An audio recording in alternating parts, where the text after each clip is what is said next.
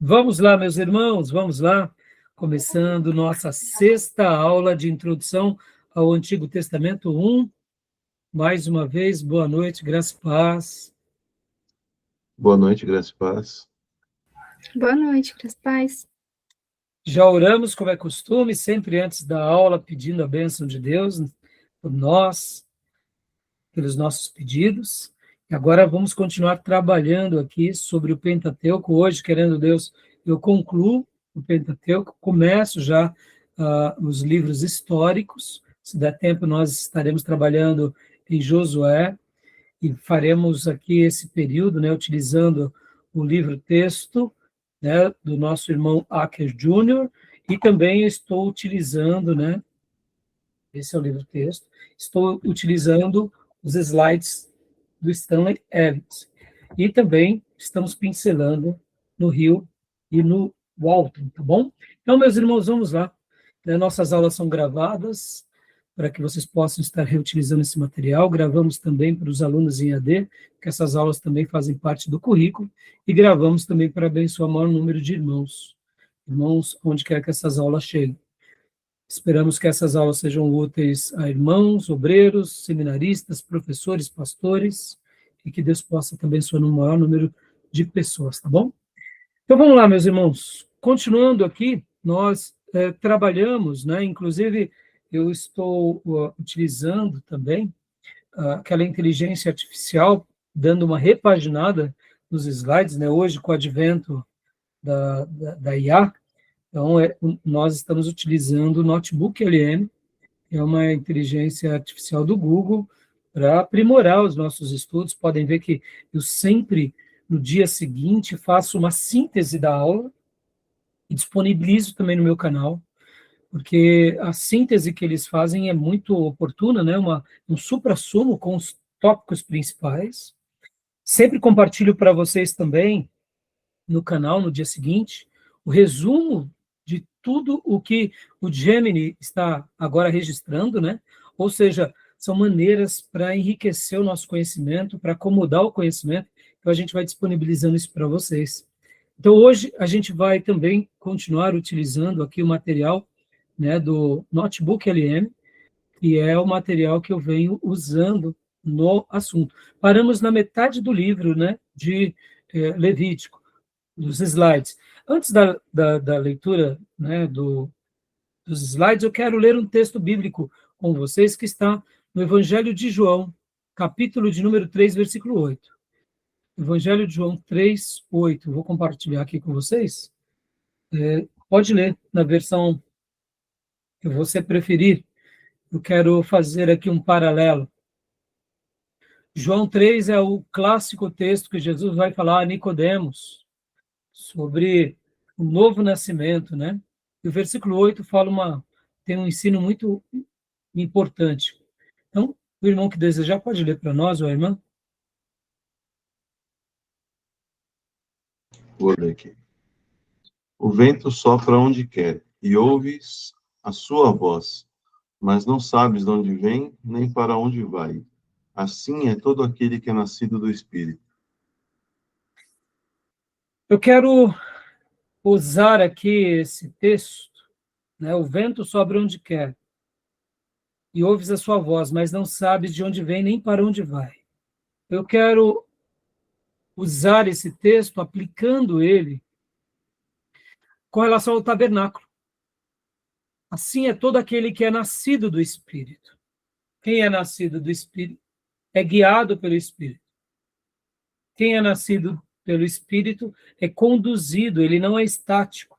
Assim como o Espírito Santo de Deus é uma pessoa, aquele que é nascido pelo Espírito, ele tem essa dimensão de ouvir dessa pessoa divina, que é a terceira pessoa da Trindade, e ele segue as orientações, cumpre com a vontade. Quem é nascido do Espírito entende as coisas do Espírito, por isso que não tem um padrão pré-estabelecido. Pode ver que cada apóstolo fez uma obra, cada igreja tem um chamado, cada período da história é diferente, porque Deus, como diz a própria palavra de Deus, ela é viva e eficaz. Hebreus registra sobre isso, né? Falando sobre a palavra de Deus. Ora, quem escreve a palavra de Deus por excelência, quem sopra é o Espírito Santo. Deus é um ser, é uma pessoa que fala, que se comunica. E por que eu estou usando aqui, né, o vento e o Espírito Santo? Porque eu quero gastar um pouco de tempo também com o tabernáculo. Inclusive, nessa introdução, eu quero até ler para vocês, antes de irmos para os slides, que eu escrevi assim sobre o tabernáculo. Abre aspas. Deus poderia ter pedido que Moisés construísse algo maior do que um templo egípcio para a sua casa, o lugar de adoração ao Deus verdadeiro. Perceba, o tabernáculo veio como um presente de Deus ao povo no deserto. E não só ao povo no deserto, mas ao povo que iria adentrar Canaã.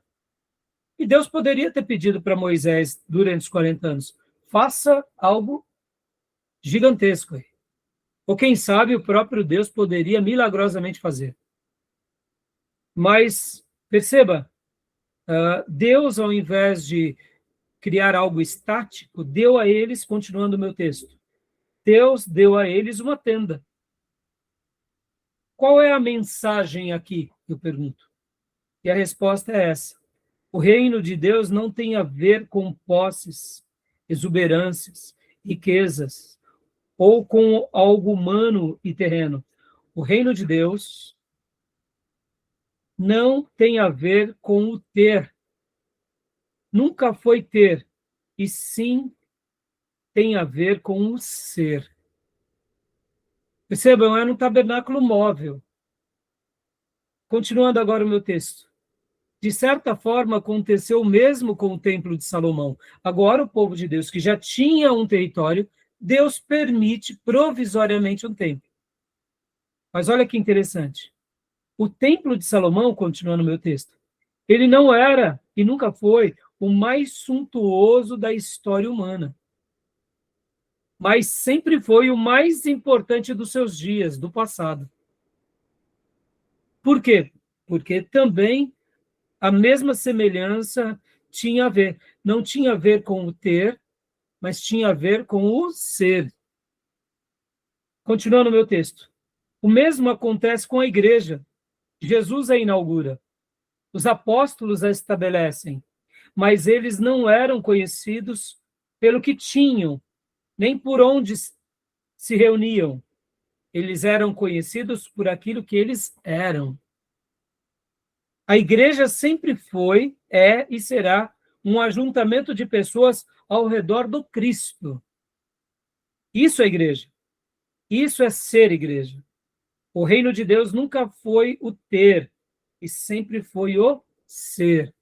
E nós só nos tornamos um ser de Deus quando estamos unidos à pessoa dele, desfrutando de tudo aquilo que ele tem para nós. Então, eu deixo esse texto como abertura, né? Até parafraseando aqui o texto de João 3:8, porque o tabernáculo foi um presente de Deus ao povo do deserto, ao povo que conquista Canaã. O templo foi um presente de Deus a Israel e a todas as nações, e a igreja de Jesus é um presente de Deus ao mundo, até a redenção dos séculos. Mas que assim como o tabernáculo se perdeu entre o ter e o ser, e o templo e a igreja, que a gente possa aprender essa lição. Porque todas as vezes que eles deram mais importância ao objeto e não ao sentido, Deus os puniu. E foi assim com o tabernáculo nos dias de Eli, foi assim com o templo na queda com Babilônia, foi assim com a igreja durante muitos períodos, e é assim conosco também. Quando a gente se prende ao ter, a gente muitas vezes se desfigura o papel e esquecemos do principal, que é o ser, né? Que é viver debaixo da presença do Senhor, é ser de fato, né, como alguém que ouve do Espírito, é nascido do Espírito, é guiado na semelhança do vento que sopra onde quer, que possamos ser guiados, como os filhos fiéis de Deus foram guiados até o nosso último dia de vida, tá bom? Essa dispensação que vivemos, chamada, né, Era da Graça, Plenitude dos Gentios, Era dos Gentios, até a volta do Mestre, tá bom? Deixo essa breve reflexão para vocês, tá bom? Vamos lá para o slide, aqui, Levíticos. Já trabalhamos, né, sobre o manual, o que é a escola sacerdotal, falamos um pouco sobre o período, né, em que foi dado, a maneira em que Deus se revela ali, chamando o povo à santidade, mostrando a importância do sangue, da expiação, né, porque sem derramamento de sangue não haveria perdão dos pecados, a estrutura do livro, né, o caminho para Deus e o caminho com Deus, as ofertas, o holocausto, os cereais e a paz. Inclusive, irmãos, guardem isso, né? Podem ver que são propostas diferentes. Era sacrifícios pedindo perdão, sacrifícios entregando as primícias como gratidão por aquilo que Deus tinha dado, e sacrifícios de paz, e também chamado de comunhão, que era uma grande festa entre o ofertante e os sacerdotes, né? E assim, o Velho Testamento é repleto desses sacrifícios. Então, e paramos aqui, as ofertas de restauração, né? Lidando com a ruptura causada pelo pecado, mostrando que, de fato, o sacrifício era um tipo daquilo que um dia viria de mais perfeito, que seria um dia feito por meio de Jesus Cristo. Tá bom? Então, a gente parou aqui. Então, vamos continuar a partir daqui, que agora o mediador desse sacrifício, né? O mediador era o sacerdote. Quem era o sacerdote, irmãos? O que fazia o sacerdote? Qual era a importância do sacerdote?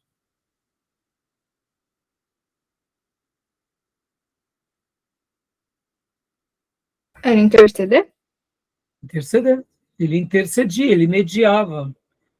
Ele intercedia. O que mais que ele fazia? Ele intercedia de que forma, Beatriz? Com a oração, com os sacrifícios, Exato. Qual aconselhando, é? Hã? aconselhando também.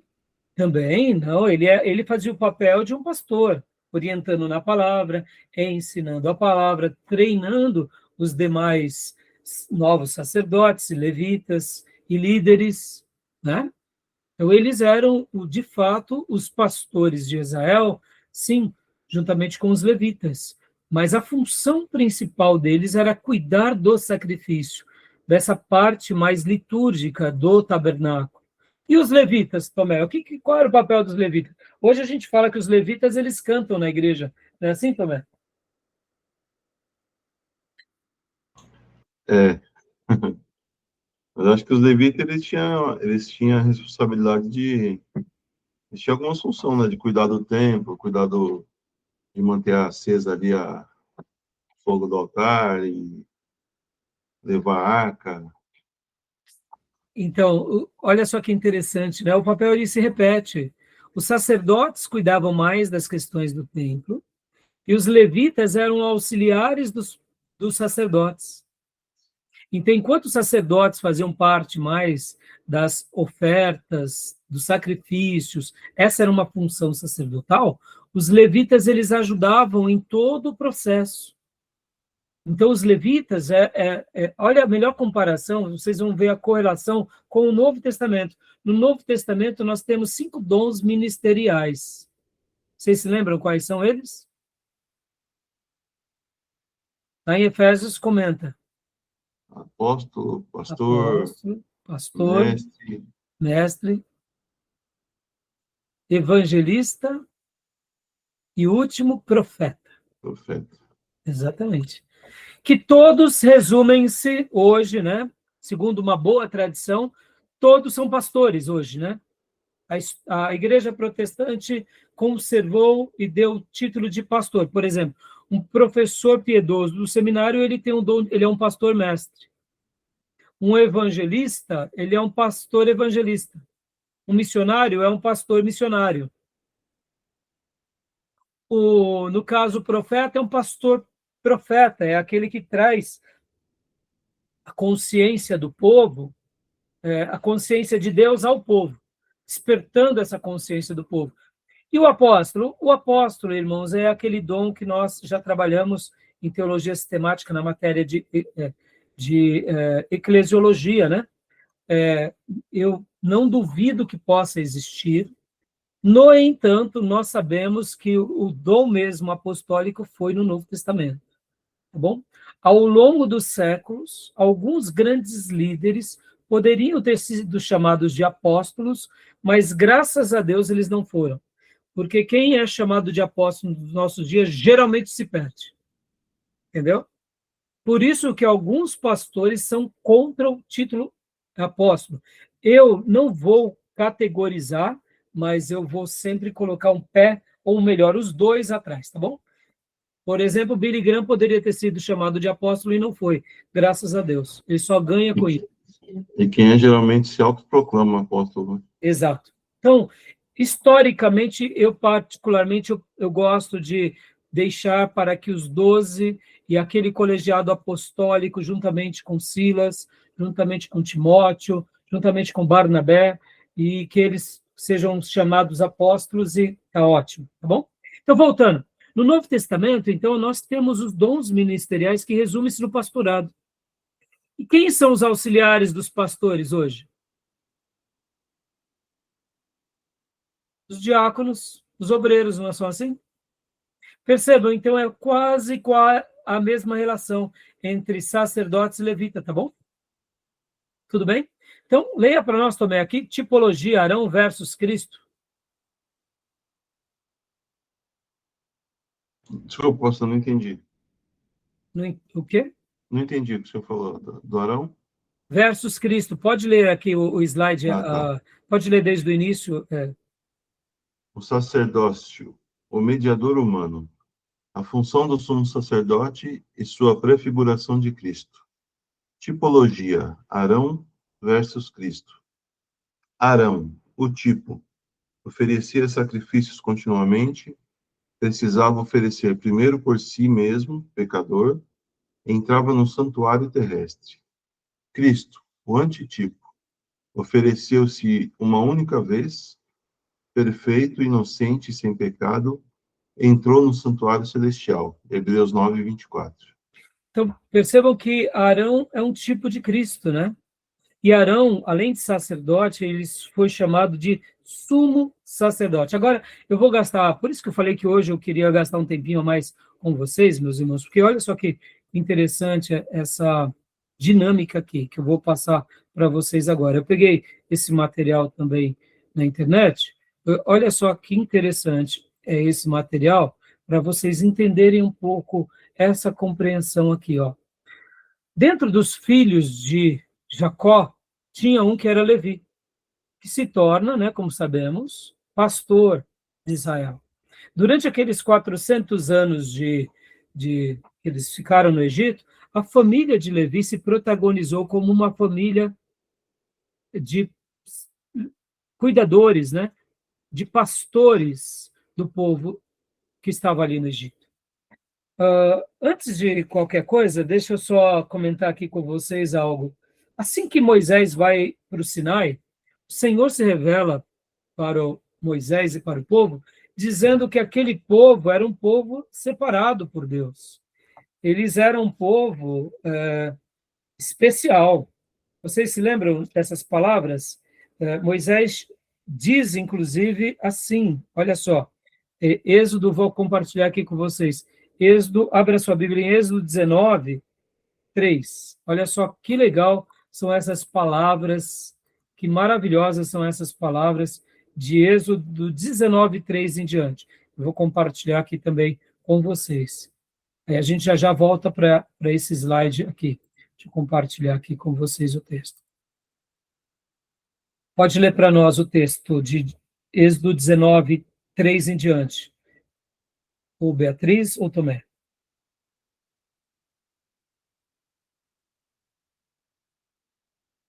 Tá, vou ler então. Na tela? Vou ler? Qual texto, qual versão você quiser. E Moisés subiu o monte para se encontrar com Deus. E do monte o Senhor Deus o chamou e lhe disse: Diga aos descendentes de Jacó, os israelitas, o seguinte: Vocês viram com os seus próprios olhos o que eu, o Senhor, fiz com os egípcios e como trouxe vocês para perto de mim, como se fosse sobre as asas de uma águia. Agora, se me obedecerem e cumprirem a minha aliança, vocês serão o meu povo. O mundo inteiro é meu, mas vocês serão o meu povo escolhido por mim. Continua? Pode continuar. Vocês são um povo separado somente para mim e me servirão como sacerdotes. É isso o que você dirá aos israelitas. Então, Isso. Moisés foi, chamou os líderes do povo e contou tudo o que o Senhor lhe havia ordenado. Até aqui. O versículo 6, na minha versão NVI, olha só. Vocês serão para mim um reino de sacerdotes. Na versão que eu estou aqui na tela diz, e vós sereis para mim um reino sacerdotal. Aqui essa palavra não era apenas a tribo de Levi, era para Israel. Ou seja, Israel era uma nação sacerdotal. Então, quando a gente pensa assim, né, sacerdotal, Israel era uma nação sacerdotal. Olha que coisa linda, irmãos. Então, pensem assim, sacerdotes, todo Israel, não é? No entanto, olha que interessante. Aqui ainda no deserto, Deus vai alinhando.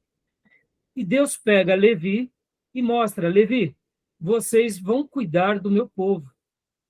Então, a tribo de Levi, ela acabou sendo a tribo escolhida dentro dos escolhidos.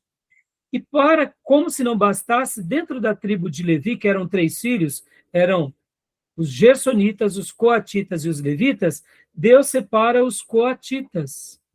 E dos coatitas, Deus separa Arão. E quando Deus separa Arão, faz de Arão agora, pela primeira vez, o quê? Sumo sacerdote. Então, percebam que aquilo que era uma nação sacerdotal, passa por uma tribo sacerdotal, por uma família sacerdotal, para uma pessoa que agora recebe o sumo sacerdócio. Com Arão, nasce, então, os sacerdotes que a gente vai conhecer em todo o Velho Testamento. Então, toda a família sacerdotal eram descendentes de Arão. Tá bom, pastor, e o senhor falou que era da tribo de Coate, né? E os outros filhos de Coate? Eles eram sacerdotes também. Mas o sumo sacerdote só poderia se derivar de Arão. Para que alguém fosse nomeado como sumo sacerdote, ele teria que ser descendente direto de Arão. Pode ver que Eli, nos dias de Samuel, ele era, mas Deus o julga.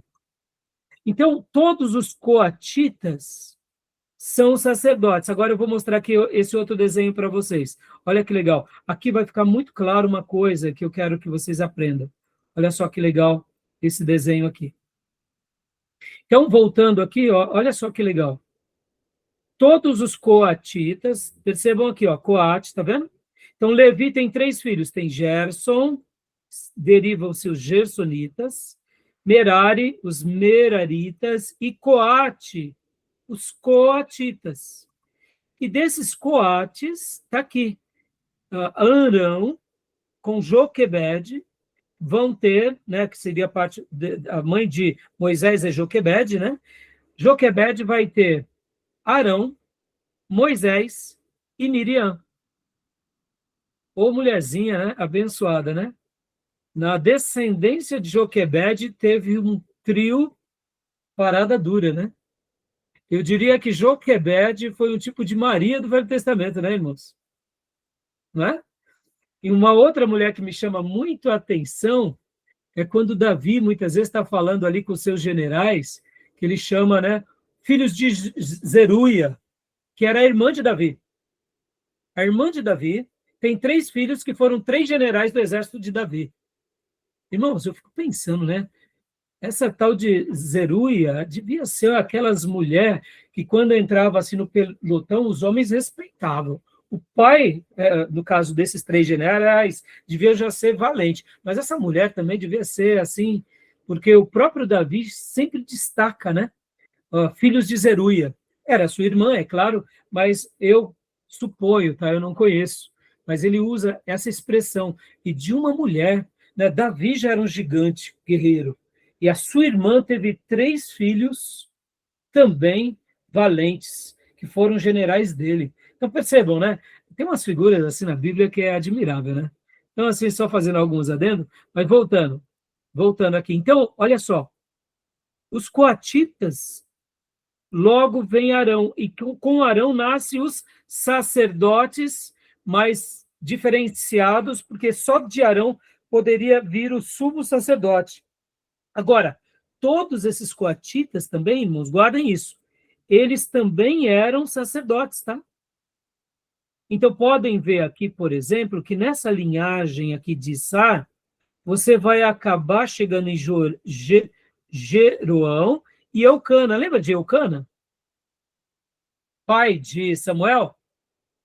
Eucana, pai de Samuel, mesmo ele morando em Efraim, ele era de uma linhagem dos coatitas.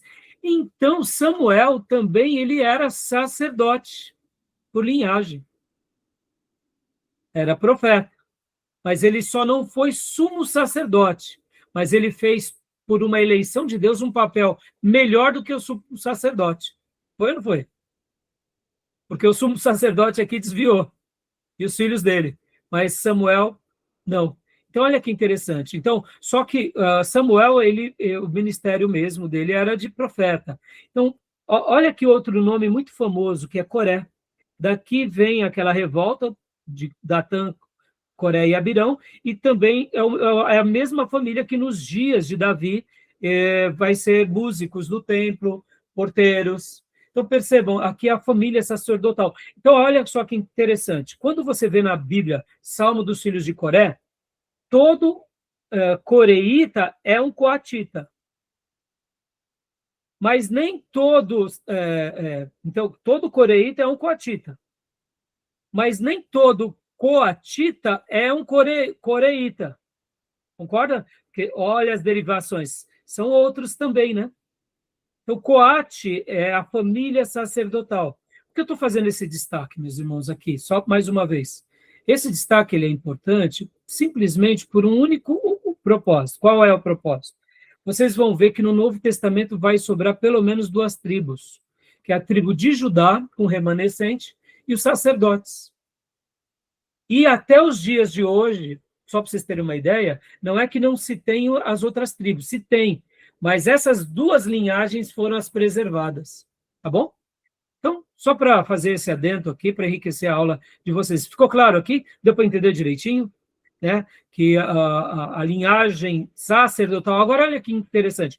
Todos os coatitas não eram sacerdotes? Eram, mas depois não se derivou que o sacerdote ficaria exclusivo com a família de Arão? Então, a família de Arão acaba tendo um ministério sacerdotal em evidência. E essas outras famílias aqui levitas, elas acabam praticamente se equiparando não só a sacerdotes, como são os coatitas, mas aos levitas, propriamente dito. Então, quando você vai ter no Novo Testamento, ou mesmo uma diferenciação de roupas, os sacerdotes eles geralmente usavam uma roupa diferente dos meraritas e dos gersonitas, porque os gersonitas e os meraritas eram levitas.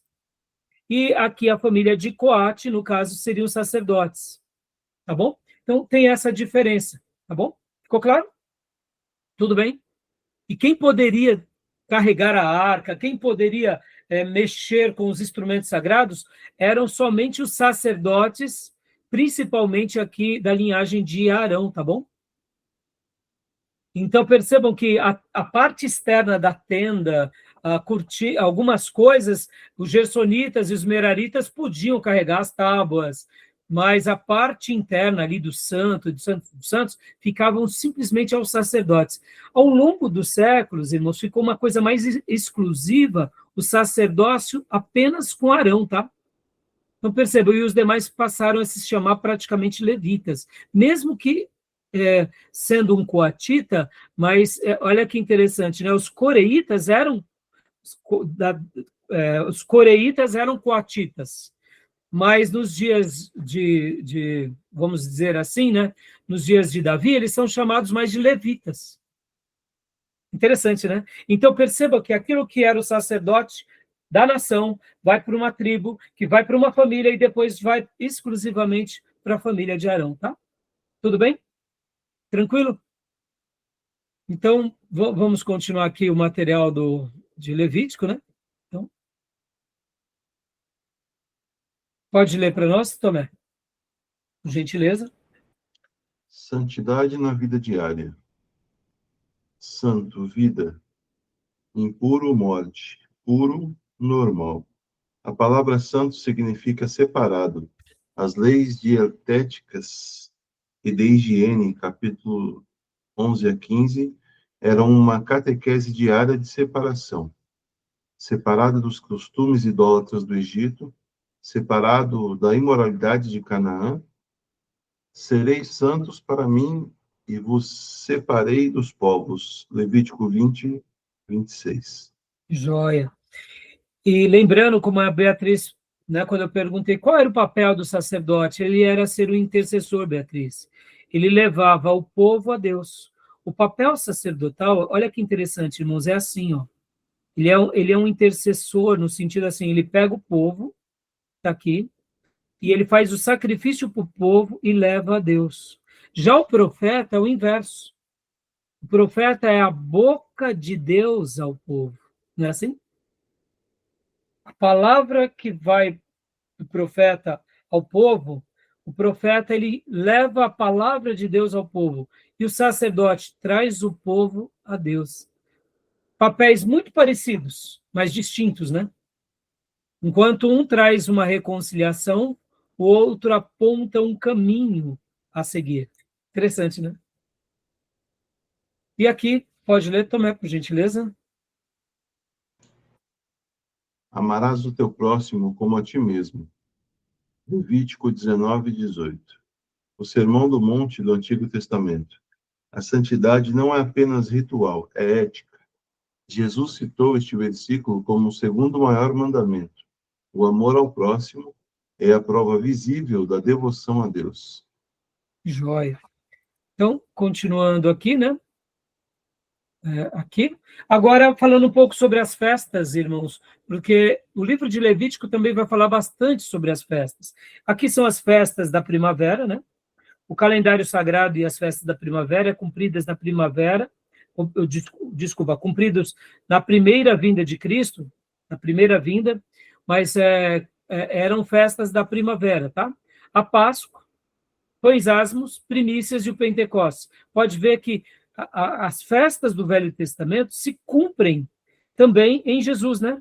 A Páscoa é a redenção pelo sangue na cruz, os pães asmos, a vida sem pecado na sepultura, primícias, a ressurreição de Cristo como primeiro fruto, ele é o primeiro entre muitos frutos, e o Pentecostes, a descida do Espírito Santo na igreja primitiva, né? Como a gente já sabe.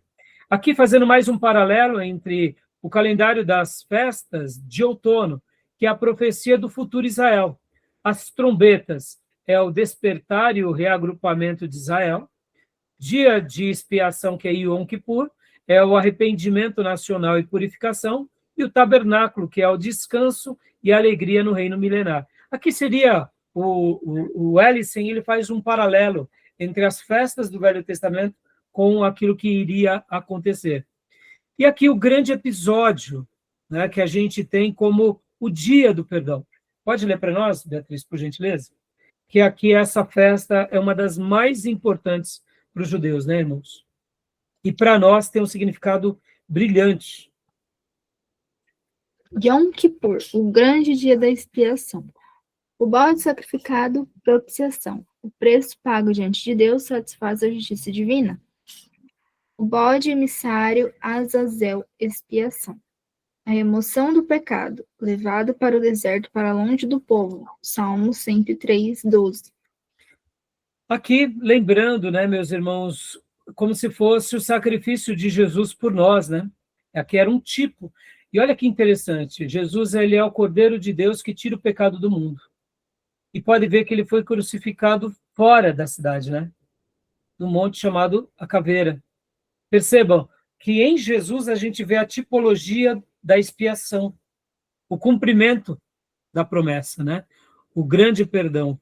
Jesus, ele leva a culpa e ele também, né, nos faz essa remoção do pecado, né? Então, em Cristo nós temos a expiação, por isso que nós não fazemos mais nenhum tipo de sacrifício, né? Continua para nós, irmão, por gentileza. A teologia do sangue. Porque a vida da carne está no sangue. É o sangue que fará expiação pela alma. Levítico 17, 11. O sacrifício não é sobre a morte, mas sobre a oferta de uma vida representada pelo sangue em lugar de outra. O pecado custa a vida. Deus aceita um substituto inocente. Isso prepara o mundo para entender a necessidade da cruz. Sem derramamento de sangue não há remissão de pecados. Eu sei que para nós, ainda mais sociedade moderna, né, ou pós-moderna, falar de sangue é uma coisa um pouco forte, mas, irmãos, assim, não tem como fugir disso, né? O sangue nos remiu, somos cobertos com o sangue de Cristo. Não tem como pregar o evangelho sem mostrar, né, a teologia do sangue, porque sem ele a gente não compreende a morte de Cristo, sem compreender a morte de Cristo, nós não compreendemos a morte substitutiva, ou seja, a remissão, o perdão, né, a expiação. Então, Deus sempre foi preparando o seu povo para esse grande episódio que se deu na cruz. E podem ver que hoje nós somos marcados, selados pelo Espírito, mas nós fomos comprados por um alto e bom preço, que é o sangue do Cordeiro. Então é maravilhoso, né? E aqui Cristo em Levítico, né? Pode ler para nós, Fia, por gentileza. Cristo em Levítico da sombra à realidade. A sombra, Levítico, Cordeiro sem defeito. Realidade, Cristo, Jesus, o Cordeiro de Deus. Sacerdote mediador, a realidade, Jesus, o sumo sacerdote eterno. Sangue de animais, realidade, sangue da nova aliança. O tabernáculo, acesso restrito, realidade, o verbo se fez carne e habitou entre nós. Então é maravilhoso essa relação, né? Como eu mencionei há pouco. E olha só que interessante, Jesus era da tribo de Judá, pelo cumprimento das profecias, mas ele é sumo sacerdote segundo a ordem de quem, meus irmãos? De Melquisedeque, né? Sacerdote para sempre. Aqui vocês notam a importância da ceia? O sangue da nova aliança, e eu acrescentaria, né, o sangue e o pão, né, que é o corpo. Mas o altar representava esse momento do derramamento do sangue. E o tabernáculo, né, meus irmãos, pode ver, ele era móvel, o templo ele era estático, mas ele foi provisório, mas o verbo se fez carne, ou seja, Jesus é o próprio Deus que encarna, e ele, de uma forma bem parecida, ele como que eu posso dizer? Ele era um tabernáculo vivo, andando entre os seus. Vem o Espírito Santo e é derramado sobre a igreja. Podem ver que é a mesma dimensão, né? A igreja ela é móvel, ela não é estática, não é um prédio.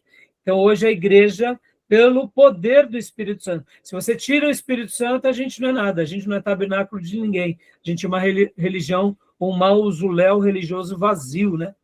Mas com o Espírito Santo somos também continuidade daquilo que Jesus é. Porque se somos alguma coisa é porque ele está em nós, né? O chamado à santidade, pode ler para nós, Cia? Levítico não é um livro de barreiras, mas de pontes. Deus proveu um meio para que o homem habitasse com ele. Hoje o véu se rasgou. A santidade que Levítico exige foi cumprida em Cristo e agora é operada em nós pelo Espírito. O convite permanece. 7 anos, porque eu sou santo. Hoje nós podemos adentrar, né, ao santuário de Deus, porque o véu foi rasgado por Cristo, porque Cristo cumpriu toda a lei por nós, logo nós temos esse acesso. Então, Deus seja louvado, né? Como o autor coloca aqui, ele não é uma barreira, mas a ponte. O sangue não é uma barreira, mas é a nossa união, né? Tá bom, meus irmãos? Tudo bem até aí? Tranquilo? Tranquilo? Agora eu quero rapidamente passar... Alguma pergunta até o momento? Não, Alguma tá tranquilo, pergunta? Tá tranquilo? Eu vou passar rapidamente aqui com vocês o material do professor Fabiano, porque ele tem alguns acréscimos, então rapidamente eu só vou passar para vocês. Ó, essa cena aqui é muito linda, né? Dá para ver que está à noite, olha a claridade, né? Aqui. E detalhe, irmãos, aqui está o tabernáculo, né? Aqui está, no caso, a parte externa, né? Que seria a cerca, com as suas cortinas, e aqui está ele, o tabernáculo, que é o santo e o santíssimo lugar. Aqui o altar, e aqui a pia onde eles se lavavam. E ao redor, olha só que curioso, né? Então ficava as tribos separadas, uma em cada lugar, ou seja, no centro ficava o tabernáculo, tá bom? Bom, a gente já viu isso, né? Que é Vaikra, o Senhor chamou o nome, né? A gente já viu que é Moisés que escreve, etc. É o esboço do livro Sacrifício, Sacerdócio e Santidade. E aqui eu queria só destacar isso daqui, meus irmãos, as leis. O foco do livro de Levítico são leis morais, civis, cerimoniais, né? É claro que algumas leis têm leis específicas aos sacerdotes, sim, mas podem ver, é um conglomerado de leis que, dentro dessas leis morais, civis e cerimoniais, temos também, claro, as leis, todas elas estão intrínsecas com a espiritualidade desse povo, né? Tá bom? Então, temos a questão também da circuncisão, que é resgatada aqui, né? E temos também a questão do sábado, que é o dia de descanso, o ano sabático, o ano do jubileu, que era aquele período de descanso semanal, né? E também com relação aos animais, com relação à terra, com relação também a você ter de volta as suas terras, né? Temos as cidades levitas, né? Na matéria de geografia bíblica trabalhamos muito bem, lembram que a gente via as cidades levitas dentro de Canaã? Estava espalhado, né, em vários pontos, então são ao todo 48 cidades levitas, ou seja, ali na Palestina, né, a gente pega aqui assim, o desenho mais ou menos como esse da Palestina, então você vê que as cidades levitas elas estão espalhadas em todo Israel, norte e sul. Por que isso? Porque era a maneira de Deus continuar deixando os pastores junto com o povo, né? Cidades de refúgio, que eram aquelas cidades onde, quando alguém cometia algum crime ou algum delito, ele ia lá buscar abrigo. Temos a lei do levirato, né? Que ordenava que um homem deveria se casar com a esposa do seu irmão falecido. Então, quer dizer, isso era muito sério naquela questão, né? E, diante de tudo isso, a tipologia, como acabamos de ver agora, né? Então, eu só quis destacar essa parte com vocês, só para a gente enriquecer um pouco mais aqui a aula. Esse material já passei para vocês, né? Tá bom? Temos a questão do calendário, né? Que é um pouco diferente do nosso, mas aqui mostra um pouquinho as estações, né, do calendário judaico, tá bom? Beleza até aí? Tudo bem? Deu para compreender?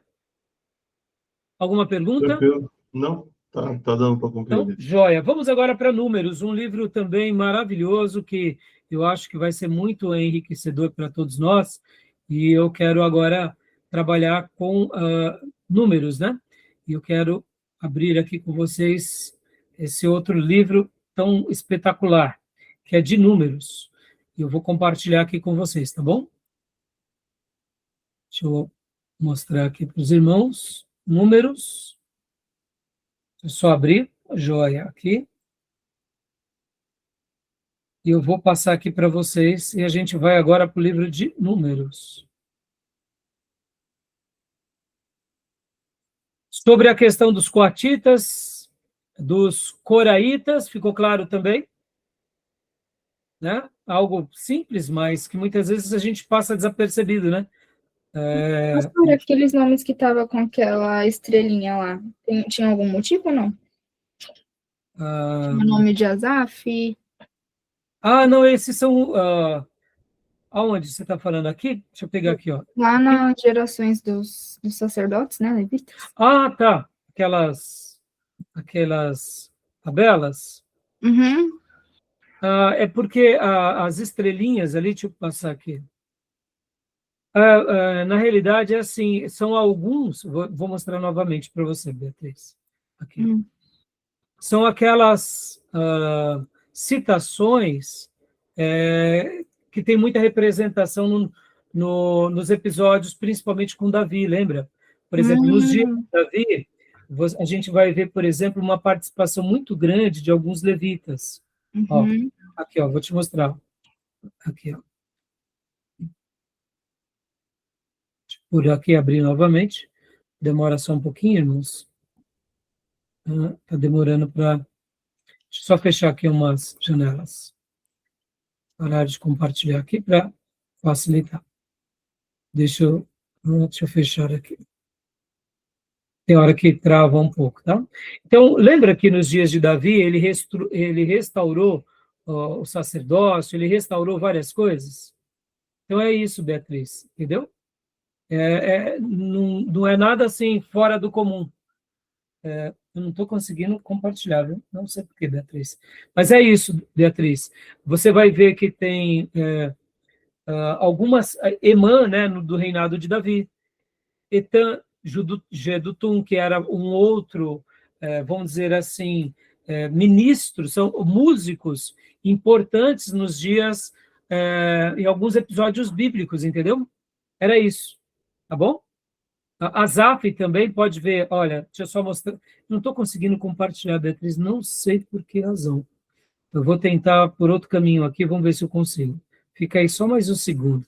Eu acho que por aqui eu consigo, quer ver? Aqui, ó. Aqui. Levitas, eu acho que aqui eu vou conseguir. Aqui eu consigo, ó. Aqui. Deixa eu tentar compartilhar. Aqui.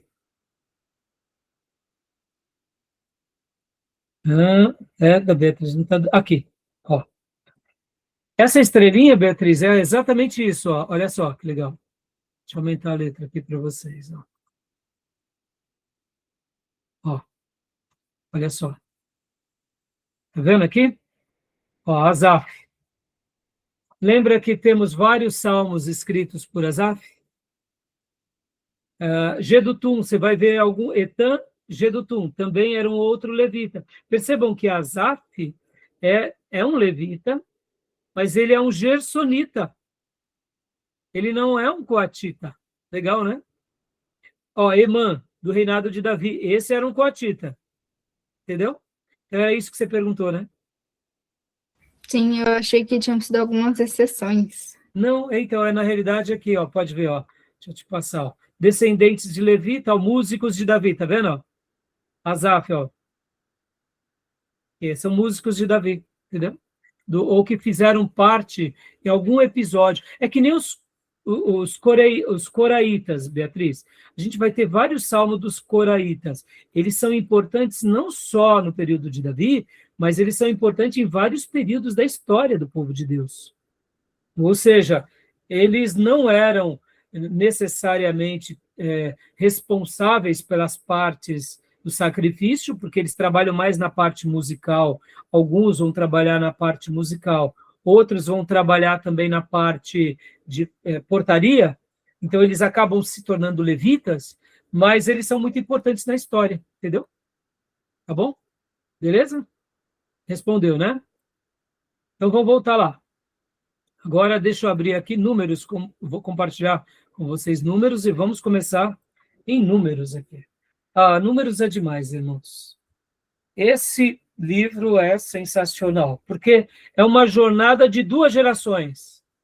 Eu gosto de chamar a geração que morre no deserto e a geração que conquista Canaã.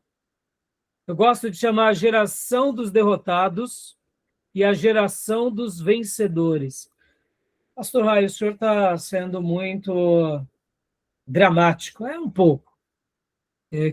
Mas pode ver, meus irmãos, olha só, é uma geração que sai do Egito, que vê as pragas, que vê o Mar Vermelho se abrir, que vê a derrota, né, dos cavaleiros de Faraó, que vê tanta coisa, vê o maná, vê as codornizes, vê os espias indo lá, né, até Jericó e voltando, e de repente eles morrem no deserto. E esse livro vai ser muito legal, porque, guardem essa expressão, meus irmãos, por causa de 10 homens murmuradores, uma nação foi derrotada.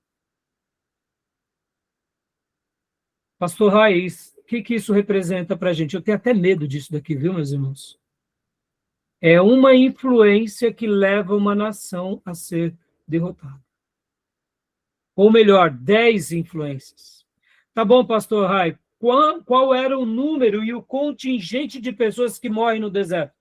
Olha, irmãos, homens acima dos 20 anos, mais de 603 mil soldados morrem no deserto, por causa de 10 líderes.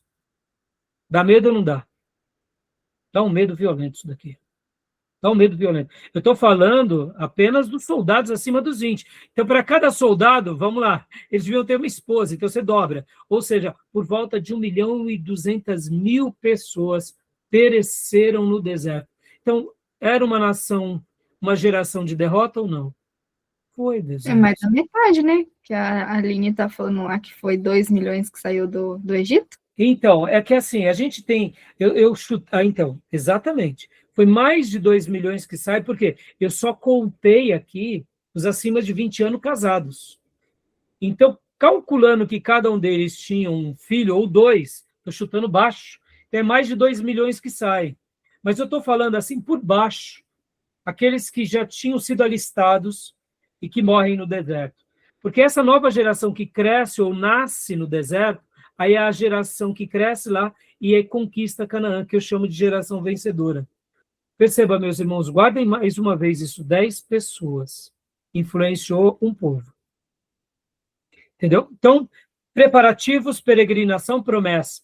O livro de Números, ele tem aproximadamente 39 anos, de 1444 a 1405, né? É 38 anos e 9 meses, para ser exato. Então, vamos ver rapidamente aqui. Ó. No hebraico, Números, o título é Bemidbar, que seria no deserto, né? A palavra. Então, lembrando que eles pegam, né, a primeira palavra do livro. Quando você vai lá para Números, ele começa no deserto, né? Pode ver. Ele começa dessa forma. Abre a sua Bíblia e confirma comigo agora, né? Olha só, interessante, né? Livro de Números começa: o Senhor falou com Moisés da tenda do encontro no deserto do Sinai. É que, como está aqui no português, né? Então, no hebraico é o contrário, né? No deserto, o Senhor falou na tenda do encontro com o povo. Então, é por isso que, no hebraico, o título desse livro é No Deserto. E o foco é a experiência geográfica e espiritual da peregrinação. No grego, é números, né? É daqui que vem a palavra, né? A aritmoi, de tantas outras derivações, né? Na matemática, tá bom? O foco é os censos militares dos capítulos 1 e 3 e 26, ou seja, a recontagem, né? Na perspectiva da Septuaginta e também da Vulgata Latina, números acabou sendo uma expressão melhor para se chamar esse livro. Mas é aquilo que eu falei para vocês na matéria do Êxodo, né, irmãos? Eu prefiro o título hebraico, porque, pense comigo, irmãos, o acontecimento se dá no deserto. O número é relativo aqui, mas todo acontecimento se dá durante esse período. Ó. O autor é Moisés, a data é 1405, né? Mas possivelmente a data que ele escreve. Mas ele está retratando um período de 38 anos e 9 meses, ou seja, praticamente todo aquele período, né? Ou seja, Deus permite com que Moisés saia do Sinai, eles peregrinam, tem aquele grande problema que a gente já vai ver, que é em Cades Barneia, da desordem, e aqui nas planícies de Moabe, aqui vamos dizer assim, a renovação das alianças, e o momento em que Deus dá também, não só esse livro, mas Deuteronômio, né? Então, a gente vê que Moisés escreve retratando esse episódio de 40 anos, e é muito legal, né? E aqui a quantidade de pessoas, né, de cada tribo, olha só que legal. A mobilização para a guerra. Ou seja, durante esse período em que eles saem e eles entram no deserto, ali no Sinai, eles têm, ao todo, 603.550 homens. Homens acima dos 20 anos, capazes de sair à guerra. Os levitas não foram contados para o exército. Isso não significa, viu, meus irmãos, que os levitas, eles não seguravam a espada, tá? Não significa isso, porque a gente vai ver em episódios, até mesmo no deserto, que alguns levitas têm atitudes, assim, bélicas, tá? Mas como eles eram a nação sacerdotal, se eles fossem para a guerra, haveria uma grande baixa. E vocês têm que se lembrar que a tribo de Levi era uma tribo também, como as demais, mas dentro da tribo de Levi tinham os levitas e os sacerdotes. Então, no momento que eles fossem para a guerra, poderiam ser dizimadas muitas famílias importantes, né? No sentido pastoril, né? Então, aqui tem os números de cada tribo, né? Judá, 74.600, Dan, 62.700, Simeão, 59.300, Zebulon, 57.400, Isacar, 57.400, ou melhor, Zebulon 57.400, Isacar 54.400, Naftali 53.400, Ruben 46.500, Gad 45.650, Aser 41.500, Efraim 40.500, Benjamim 35.400 e Manassés 32.200 pessoas, né, totalizando aqui os 603.000 homens, tá bom? E agora aqui a geografia do tabernáculo, aquilo que a gente já falou do livro de Levítico, né? Pode ver, os levitas, eles criavam um paredão ao redor do tabernáculo. A leste ficava Judá, Isacar, Zebulon. A oeste, Efraim, Manassés, Benjamim. A sul, Ruben, Simeão e Gad. E a norte, Naftali, Aser e Dan. O centro, a presença de Deus definia a estrutura social. A guarda, os levitas formavam um cordão de isolamento sagrado. Não é que eles, irmãos, eles eram os pastores, mas tem que lembrar que aqui havia aquela questão bélica, né? Que eles levavam a arca para o meio das batalhas, né? À frente, a tribo de Judá liderava a marcha em direção ao nascente, né? Então, Judá sempre estava à frente. A gente vai ver bastante isso, principalmente no livro de Juízes, tá bom? Eu vou dar uma pausa aqui porque deu a hora, tá bom, meus irmãos? Alguma pergunta até agora? Tudo bem? Tranquilo? Tranquilo. O livro de Números é muito, muito legal. A gente vai continuar vendo aqui vários detalhes, mas é realmente um livro muito especial porque mostra vários acontecimentos, assim como o livro de Gênesis, né? Tem toda aquela narrativa com relação à criação, ao dilúvio, aos patriarcas, depois termina ali com José no Egito. Êxodo tem mais esse lado de Moisés até o Sinai, e depois a construção do tabernáculo. Agora, Números, vem as histórias, isso que é legal em Números, para eu fechar aqui. Números é muito legal porque são as histórias dos acontecimentos aqui, né? E algumas complexidades. Então, é muito legal por isso, sabe? Porque a gente acaba entendendo melhor vários episódios, vários acontecimentos, tá bom? E várias narrativas, né, de fatos, durante esses 39 anos, praticamente. Então, tem bastante assunto, e por isso é muito interessante. Alguma pergunta, meus irmãos? Alguma dúvida? Tranquilo. Tranquilo? Então, vamos dar Pode falar, Beatriz. De boas, foi. De boas. Então, tá bom. Então, vamos dar uma pausa. Voltamos em instantes, tá bom? Ok. Fechou.